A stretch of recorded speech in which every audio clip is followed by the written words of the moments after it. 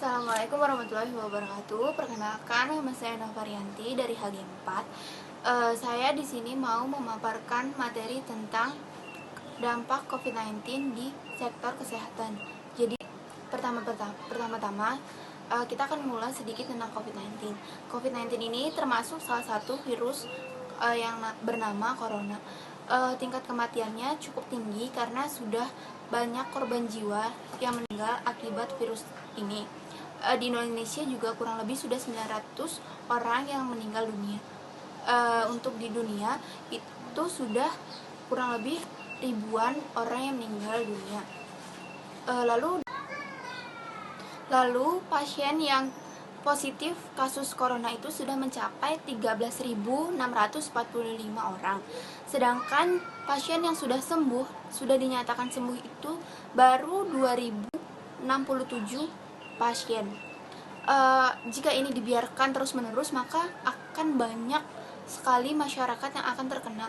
Untuk itu, dari bidang kesehatan sendiri kita harus mencegahnya, sehingga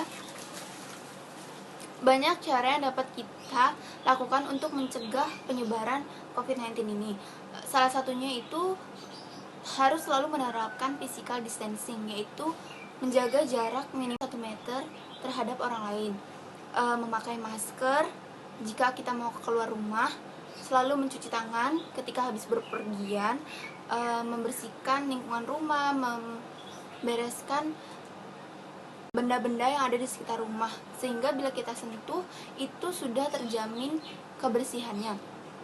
Lalu untuk yang tidak berkepentingan keluar rumah itu disarankan tidak keluar, karena itu akan mencegah, meminimalisir penyebaran virus tersebut.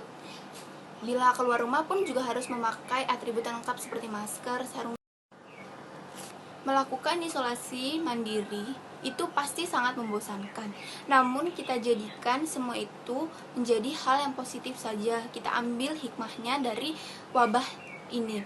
Misalnya seperti kuliah jarak jauh ini, kita bisa ambil hikmahnya dengan mengerjakan tugas secara teratur, tidak terburu-buru. Lalu kita bisa membantu orang tua kita membersihkan rumah. Kita bisa bermain bersama keluarga, adik, kakak yang kita jarang lakukan ketika kita kuliah tatap muka. Lalu kita bisa mendekatkan diri kepada Allah di bulan suci Ramadan ini. Kita bisa memperbanyak ibadah dengan cara mengaji, tadarus, beribadah, dan lain-lain. Lalu yang terpenting untuk saat ini, karena sedang ada pandemi ini, selain pencegahan yang kita lakukan secara mandiri, pemerintah ikut turun tangan dalam hal mencegah penyebaran COVID-19 ini. Yaitu yang pertama itu salah satunya pemerintah menerapkan peraturan PSBB di kota-kota besar. Contohnya seperti di Jakarta dan di Surabaya. Pemerintah melarang masyarakat untuk melakukan tradisi yang rutin kita lakukan di Lebaran nanti, yaitu seperti mudik. Dengan itu, pemerintah menerapkan peraturan dilarang mudik Lebaran tahun 2020 ini. Ia bertujuan untuk mencegah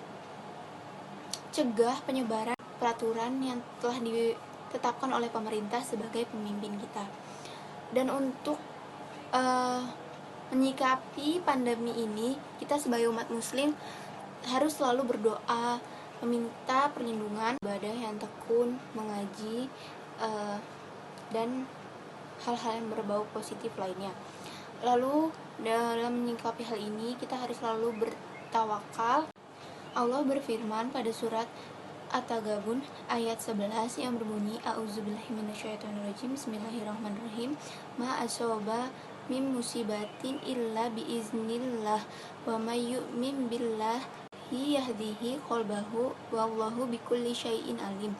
Yang artinya, tidak ada satu musibah pun yang menimpa seseorang kecuali Allah dengan izin Allah.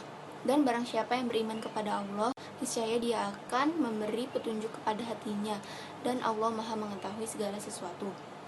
Maka dari itu kita selalu bertawakal kepada Allah dan meminta perlindungan oleh Allah Subhanahu wa Ta'ala. Sekian dari presentasi saya, kurang lebihnya mohon maaf. Assalamualaikum warahmatullahi wabarakatuh.